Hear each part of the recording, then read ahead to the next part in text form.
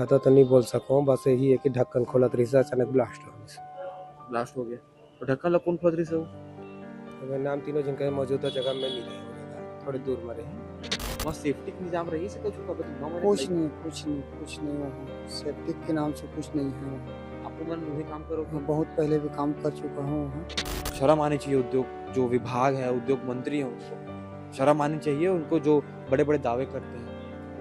अभी आपने सुना नहीं होगा कि इस प्लांट में किसी बड़े आदमी की मौत हो गई। मरने वाला हमेशा गरीब आदमी होता है। एक 9 माह की बच्ची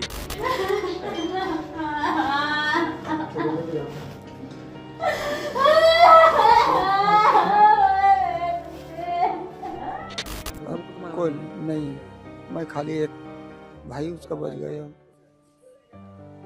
आप मन को तो काट तक हुई जब आप मन अपने परिवार के एक आदमी से लेके जाते हो।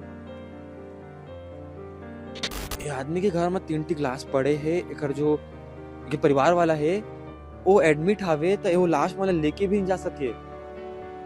एक घर में का बीतत हुई अकेला कमाने वाले बच गए।